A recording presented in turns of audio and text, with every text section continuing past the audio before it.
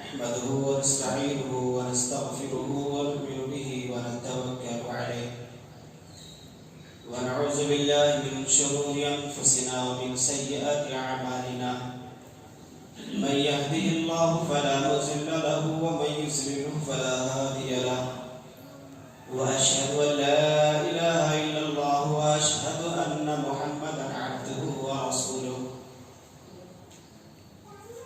يا أيها الذين آمنوا اتقوا الله حق تقاته ولا تموتن إلا وأنتم مسلمون يا أيها الناس اتقوا ربكم الذي خلقكم من نفس واحدة وخلق منها زوجها وبث منهما رجالا كثيرا ونساء واتقوا الله الذي تساءلون به والأرحام إن الله كان عليكم رقيبا يا أيها الذين آمنوا اتقوا الله وقولوا قولا سديدا يصلح لكم أعمالكم ويغفر لكم ذنوبكم ومن يطع الله ورسوله فقد فاز فوزا عظيما أما بعد فإن خير الحديث كتاب الله وخير الهدي هدي محمد صلى الله عليه وسلم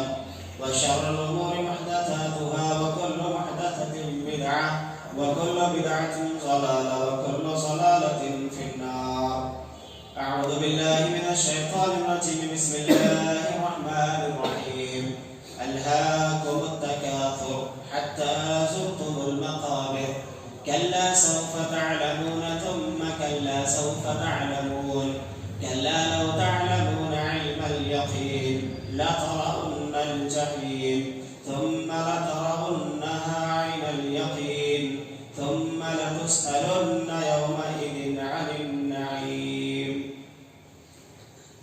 تمام قسم کی تعریف حمد و ثنا کی بریائی اور بڑائی اللہ رب العالمین کے لیے لائق و سزاوار ہے جس نے ہم بنی و انسان کو اس دنیا کے اندر پیدا فرمایا، ہماری زندگی گزارنے کے لیے بے شمار انگنت اور لاتعداد نعمتیں ہمارے لیے مہیا فرمائی۔ درود و سلام نازل ہو اللہ رب العالمین کے بھیجے گئے تمام نبیوں اور تمام رسولوں پر، بالخصوص ہمارے اور آپ کے آخری نبی جناب محمد رسول اللہ صلی اللہ علیہ وسلم پر، ان کے آل و صحابہ اور ان کے متبعین پر۔ معزز سامعین، میں نے آپ کے سامنے 30ویں پارے سے ایک مختصر سی سورت پڑھی ہے، سورۃ تکاثر۔ اللہ رب العالمین نے اس کے اندر فرمایا ہے الہاکم التکاثر حتی زرتم المقابر۔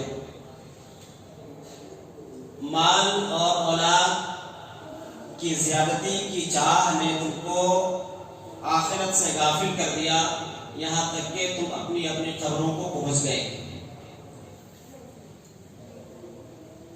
انقریب تم لوگ جان لوگے، انقریب تم لوگ جان لوگے، اور تم جہنم کو اپنی آنکھوں سے دیکھ لوگے، پھر تمہیں یقین ہو جائے گا، اس دن اللہ رب العالمین اپنی نعمتوں کے بارے میں تم سے سوال فرمائے گا۔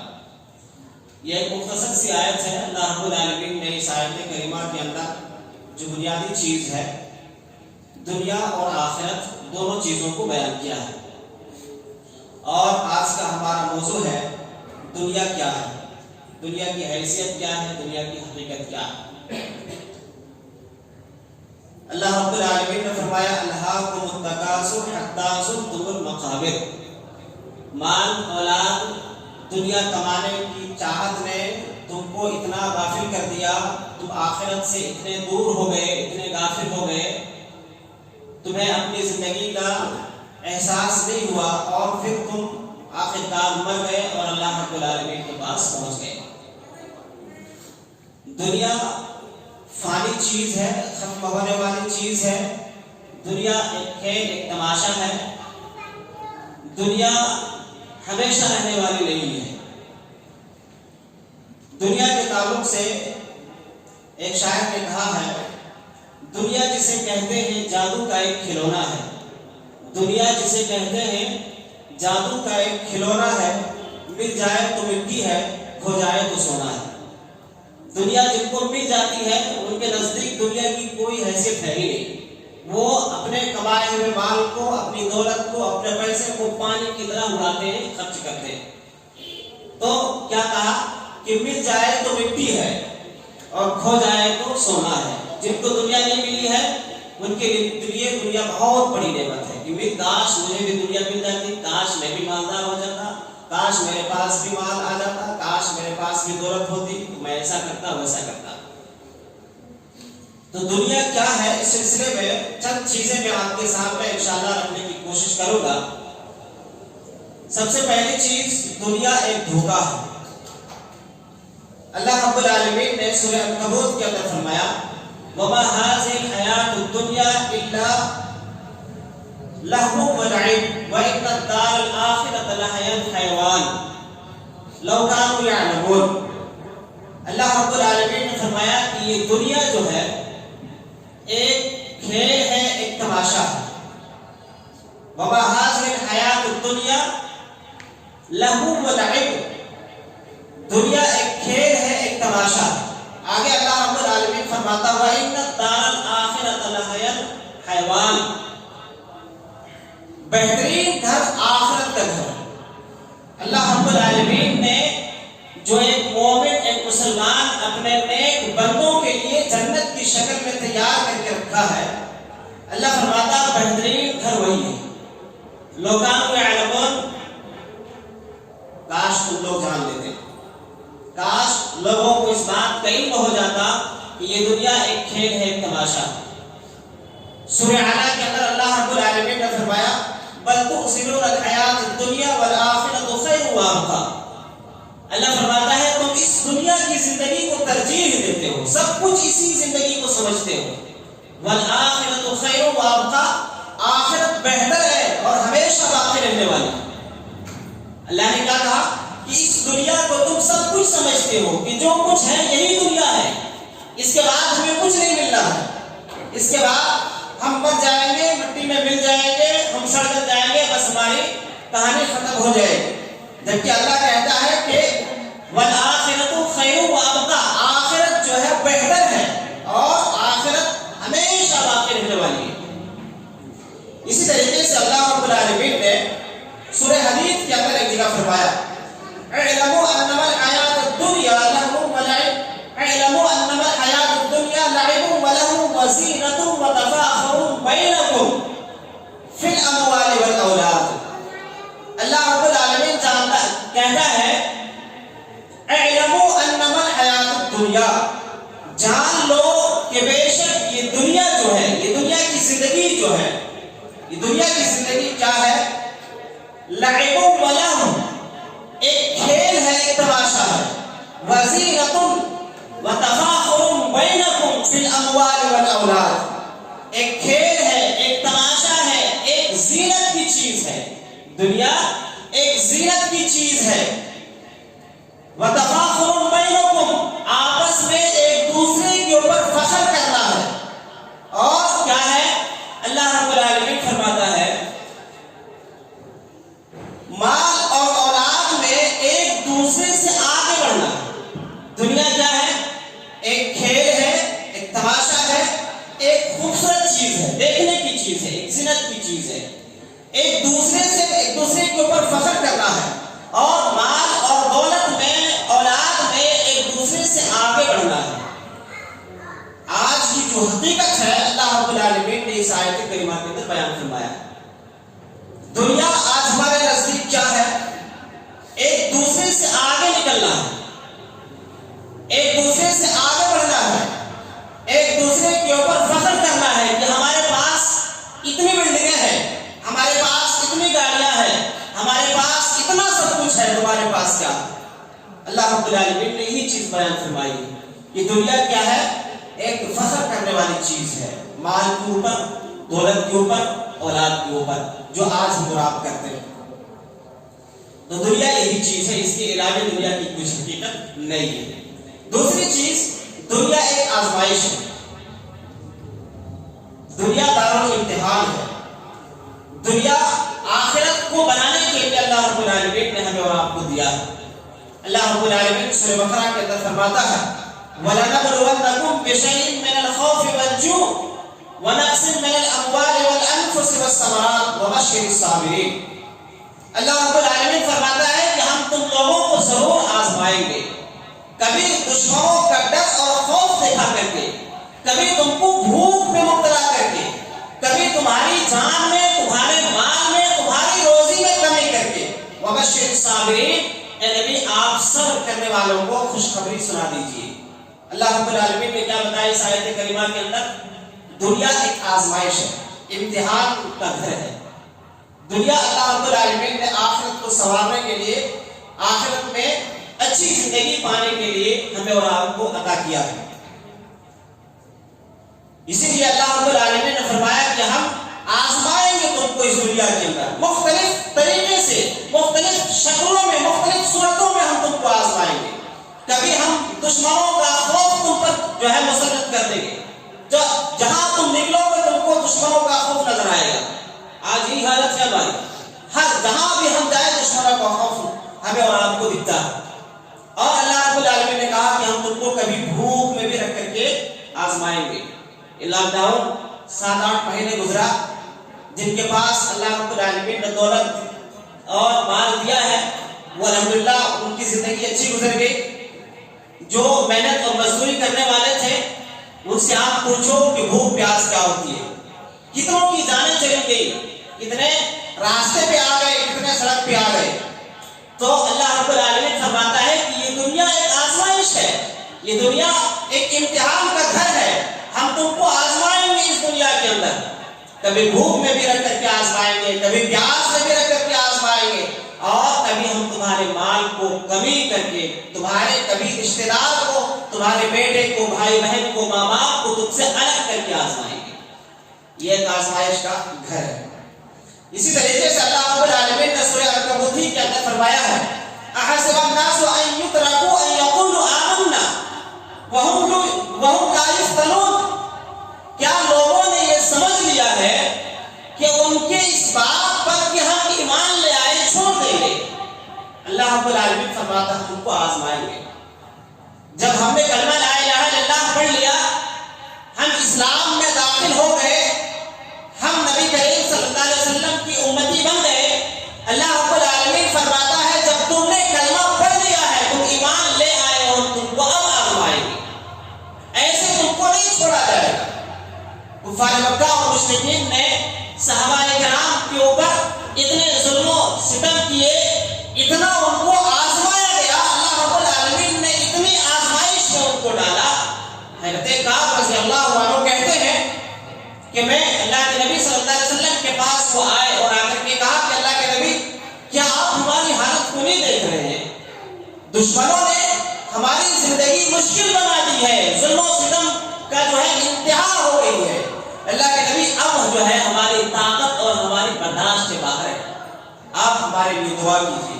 اللہ کے نبی صلی اللہ علیہ وسلم نے کہا تھا کہ دیکھو تم سے پہلے کی جو امتیں تھیں، جو تم سے پہلے ایمان والے تھے، ان ایمان والوں کو اس وقت کے کافروں نے، مشرکوں نے ان کو زمین میں زندہ گاڑ کر کے ان کے سروں پر جو ہے آلی چلائی گئی تھی، اور ان کو جو ہے زندہ جو ہے 2 ٹکڑوں میں ان کے بدن کو جو ہے 2 حصوں میں بانٹ دیا گیا تھا. تو یہ ساری تکلیفیں ابھی تم پر نہیں آئی ہیں. تو میرا بتانے کا مقصد یہ ہے کہ یہ دنیا ایک آزمائش کی ہے، ایک امتحان کا گھر ہے. اور اللہ کے نبی صلی اللہ علیہ وسلم نے بھی فرمایا ہے الدنیا سجن للمؤمن وجنت للکافر. دنیا جو ہے مومن کے لیے قید خانہ ہے اور کافر کے لیے جنت ہے.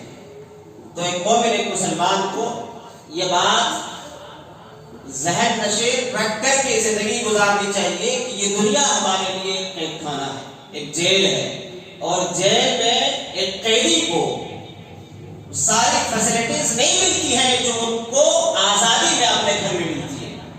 تو دنیا میں ہم زندگی گزارتے ہیں، کبھی اوپر نیچے ہوتا ہے، کبھی پریشانی ہوتی ہے، کبھی غم ہوتا ہے، کبھی خوشی ہوتی ہے. تو یہ ساری چیزیں کیا ہے؟ ہماری زندگی کا حصہ ہے. اللہ رب العالمین نے کہا کہ یہ آزمائش کا گھر ہے.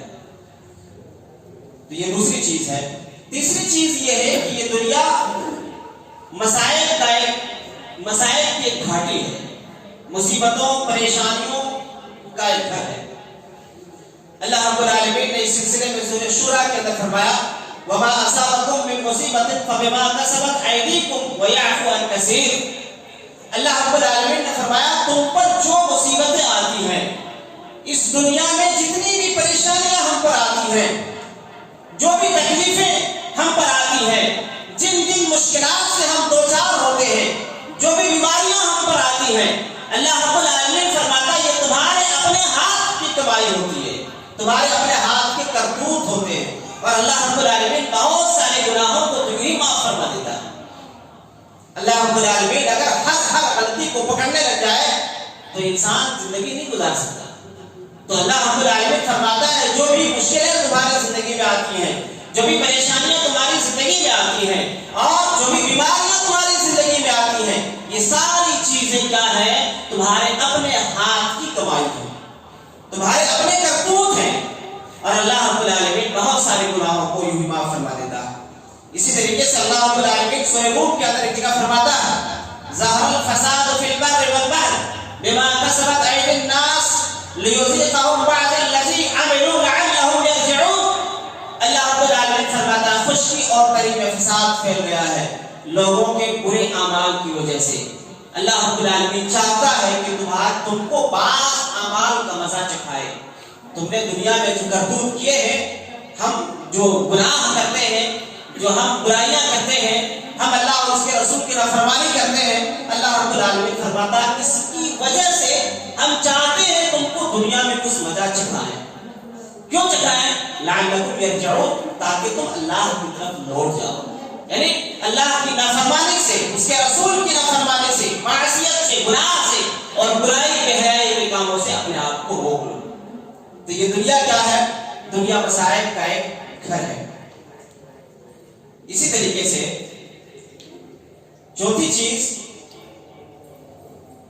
दुनिया की हैसियत अल्लाह रब्बुल आलमीन के नजदीक कुछ भी नहीं है।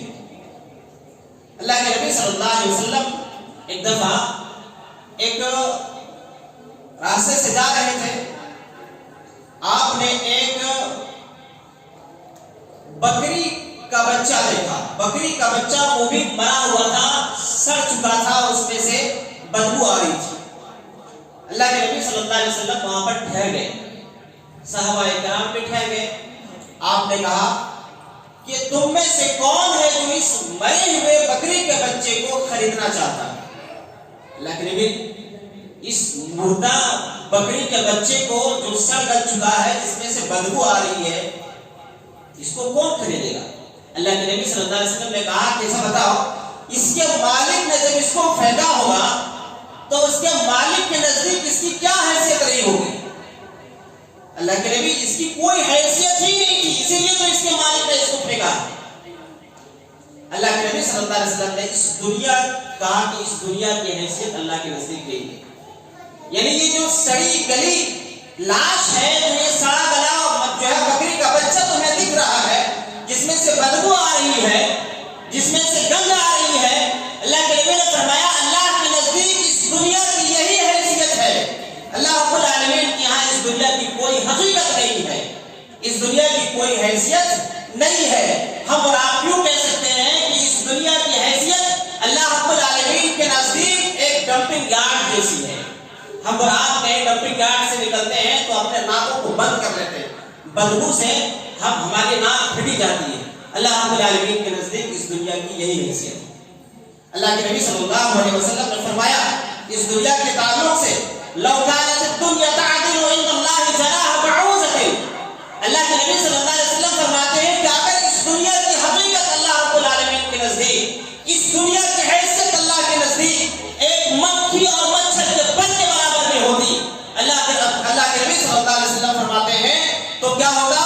अल्लाह के नबी सल्लल्लाहु अलैहि वसल्लम ने फरमाया मा सका काफिरन मिनहा शरबत माई।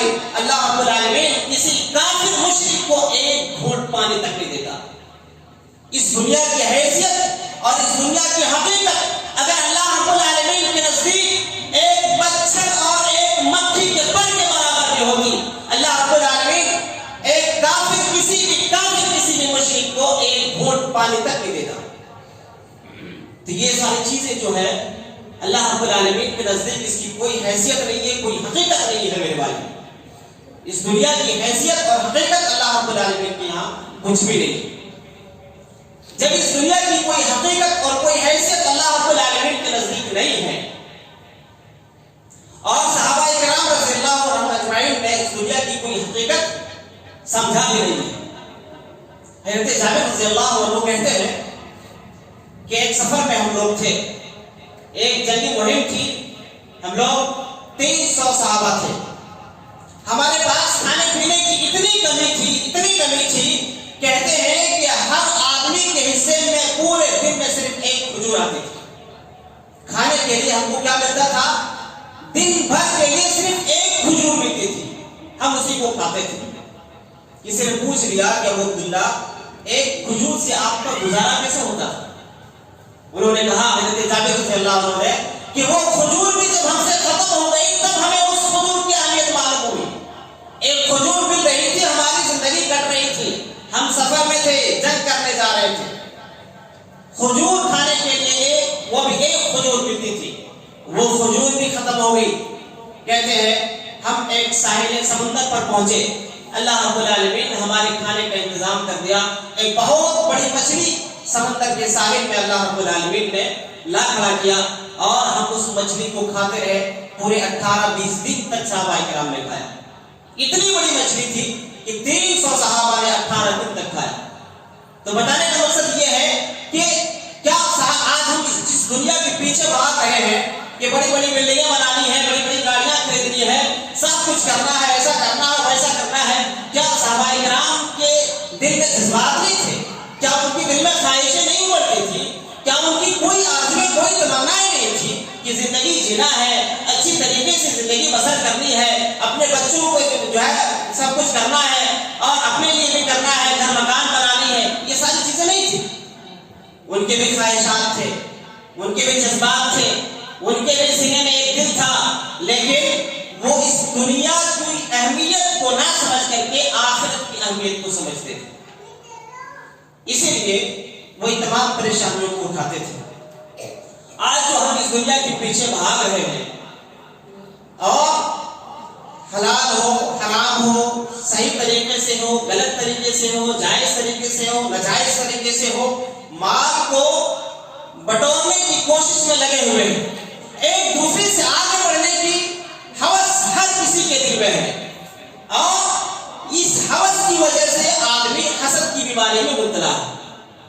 ایک دوسرے سے حسد کر رہا ہے، ایک دوسرے سے نفرتیں بڑھ رہی ہیں، ایک دوسرے کو کوئی آدمی دیکھنا نہیں چاہتا ہے، ایک دوسرے سے جو ہے دشمنی پنپ رہی ہے. یہ ساری چیزیں کیوں ہیں؟ اس دنیا کو حاصل کرنے کے لیے. اور اس دنیا کو حاصل کرنے کی دو بڑی وجہ ہے. ہم کیوں حاصل کرنا چاہتے ہیں؟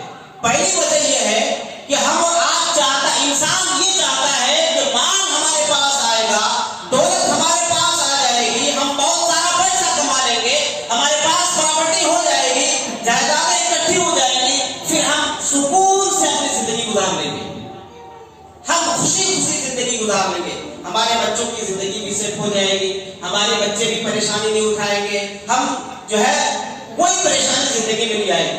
کیا ایسا ہے؟ آدمی پیسہ سے خوشیاں خریدی جا سکتی ہے، دولت سے، مال سے چین اور سکون، اطمینان خریدا جا سکتا ہے؟ قطعی نہیں خرید سکتے. آپ جن لوگوں کے پاس پیسے ہیں، آپ کو بھی اس بات کا اندازہ ہوگا، وہی دنیا میں سب سے زیادہ پریشان ہے. جو جتنا زیادہ امیر ہے، جو جتنا بڑا جو ہے مالدار ہے، وہ اتنا ہی زیادہ پریشان ہے. کیا ایسا نہیں ہے کہ ایک امیر آدمی جس کے پاس پیسہ ہے، اس کو کبھی بیماری نہیں آتی؟ کیا اس کے سر میں کبھی درد نہیں ہوتا؟ کیا ہے اس کو کوئی کبھی بخار نہیں ہوتا؟ کیا اس کو کبھی سردی نہیں ہوتی؟ کہاں ہم نے خوشیاں خریدی؟ ہم نے یہ نظریہ بنا لیا ہے کہ جب ہمارے پاس پیسہ آئے گا، ہمارے پاس دولت آئے گی، ہمارے پاس مال آئے گا، تو ہم کچھ بھی کر سکتے ہیں، ہم پوری زندگی خوشی گزار سکتے ہیں. جبکہ یہ نظریہ ہمارا غلط ہے. اللہ رب العالمین نے سورہ نجم کے اندر فرمایا ہوا اضحک و ابکا. اللہ رب العالمین فرماتا ہے اللہ ہنساتا ہے، اللہ رلاتا ہے. ہم سوچتے ہیں کہ پیسہ ہمارے پاس آئے گا، ہم خوشی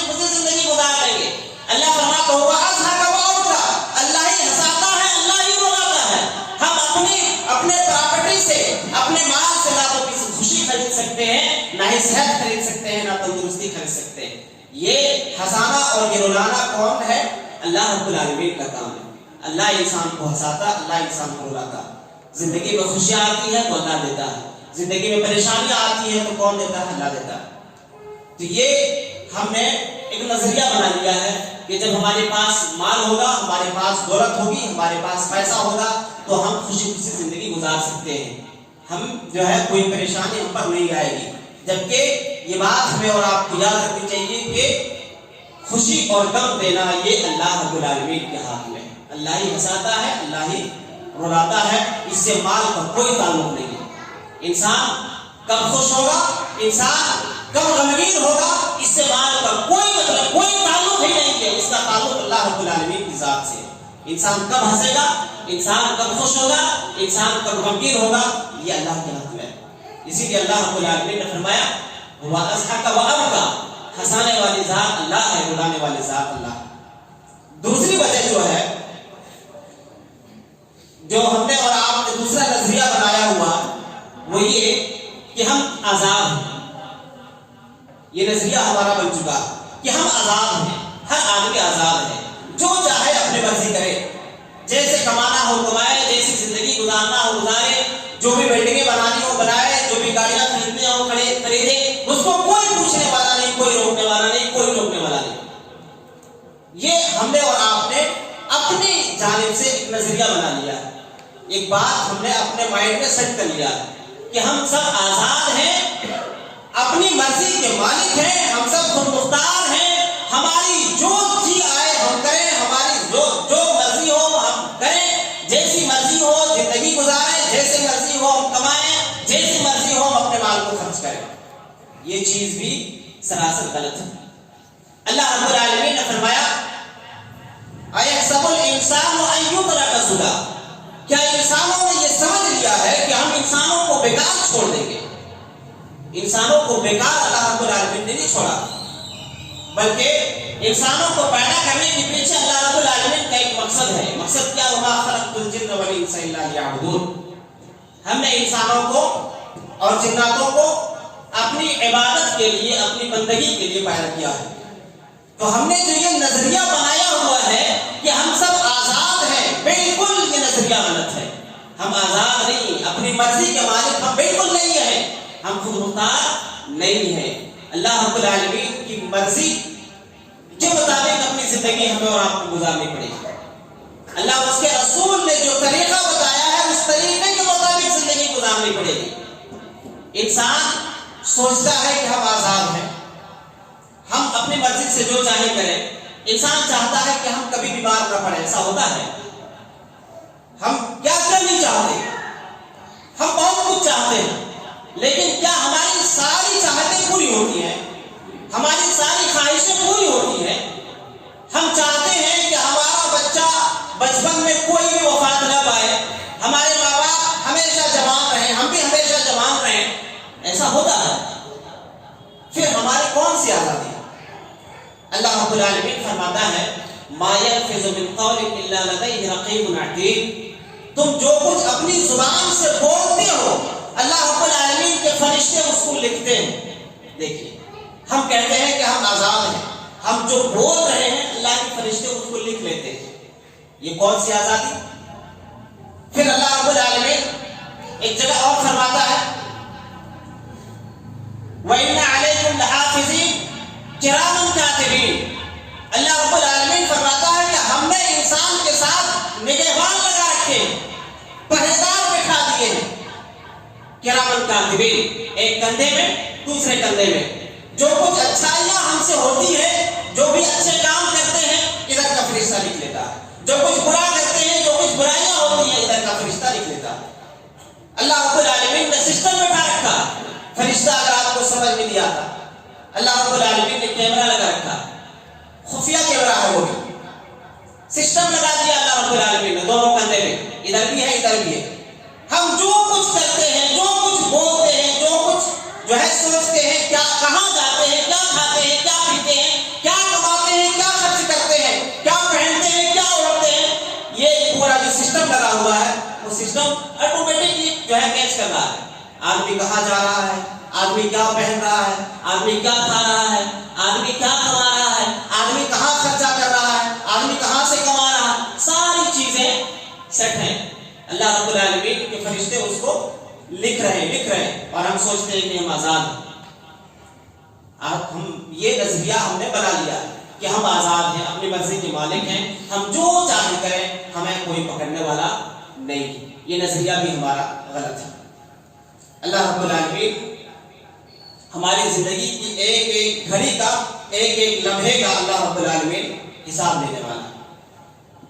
انسان کی خواہشات ایسی ہوتی ہیں کہ انسان کی خواہشات کبھی پوری نہیں ہوتی, انسان کی چاہتیں کبھی پوری نہیں ہوتی ہیں. انسان کے پاس ایک گھر ہے تو انسان چاہتا ہے کہ میرے پاس دوسرا بھی گھر ہو. انسان کے پاس ایک گاڑی ہو تو انسان چاہتا ہے میرے پاس دوسری گاڑی ہو. انسان کا ایک کاروبار اچھا چل رہا ہوتا ہے, انسان چاہتا ہے کہ اس کا کاروبار اور آگے بڑھے, چاہتا ہے کہ دوسرا کوئی اور کاروبار شروع کرے. انسان کی خواہشیں ایسی ہیں کہ انسان کی خواہشیں کبھی مرتی نہیں. اسی لیے غالب نے کبھی کہا تھا کہ ہزاروں خواہشیں ایسی کہ ہر خواہش پہ دم نکلے, ہزاروں خواہشیں ایسی کہ ہر خواہش پہ دم نکلے, بہت نکلے میرے ارماں پھر بھی بہت کم نکلے. یعنی انسان چاہتا ہے, بہت کچھ چاہتا ہے. ہم کیا چاہتے ہیں کہ ہم پڑھ لکھ کر کے ایک اچھا جاب کریں گے, پھر شادی کریں گے, اچھی لڑکی ملے گی, پھر جو ہے ہمارے بچے ہوں گے, پھر ایک مکان بنائیں گے, گاڑی خریدیں گے, پھر اپنے بچوں کو اچھے اسکول میں پڑھائیں گے, پھر ان کی شادی کرائیں گے, ایسا کریں گے ویسا کریں گے. بہت کچھ سوچتے ہیں, بہت کچھ ہماری خواہشیں ہوتی ہیں. تو یہ چیز غالب نے کہا ہے کہ ہزاروں خواہشیں ایسی کہ ہر خواہش پہ دم نکلے, بہت نکلے میرے ارماں مگر پھر بھی بہت کم نکلے. اتنی خواہشیں ہیں کہ ان خواہشوں کو پوری کرنا ہر انسان کی بس کی بات نہیں ہے. اس لیے اپنی خواہشات کے پیچھے ہم اور آپ نہ بھاگیں, بلکہ اللہ اور اس کے رسول کی خواہشات کے پیچھے بھاگیں. اللہ اور اس کے رسول کی کیا خواہش ہے, اللہ اور اس کے رسول نے کیا چاہا ہے, اللہ رب العالمین ہم سے کیا چاہتا ہے, ہماری طبیعت کیا چاہتی ہے, ہماری مرضی کیا چاہتی ہے, ہمارا دل کیا چاہتا ہے. اس چیز کے پیچھے اگر ہم بھاگیں گے ہماری دنیا بھی تباہ ہوگی, آخرت بھی تباہ ہوگی. ہمیں بھاگنا کہاں ہے, اللہ رب العالمین کی مشیت کے پیچھے, اللہ رب العالمین کی مرضی کے پیچھے کہ اللہ کی مرضی کیا ہے, اللہ رب العالمین چاہتا کیا ہے, اللہ کے نبی صلی اللہ علیہ وسلم چاہتے کیا ہے. اس کے پیچھے جب ہم بھاگیں گے تو اس دنیا کی زندگی بھی ہماری سمجھ جائے گی, آخرت کی زندگی بھی ہماری سمجھ جائے گی. آخر میں اللہ رب العالمین سے دعا ہے اللہ تعالیٰ ہم سب کو کتاب و سنت کے مطابق اپنی زندگی کو گزارنے کی توفیق عطا فرمائے. اللہ العالمین ہم سب کو آخرت کو سمجھنے, آخرت کی فکر کرنے کی توفیق عطا فرمائے. اللہ العالمین ہم سب جب تک اس دنیا کے اندر جیے ایمان اسلام و توحید پر جیے, اور جب بھی ہمارا خاتمہ ہو خاتمہ بالخیر, ایمان اسلام و توحید پر ہمارا خاتمہ ہو. آمین ثم آمین. واخر دعوانا الحمدللہ رب العالمین.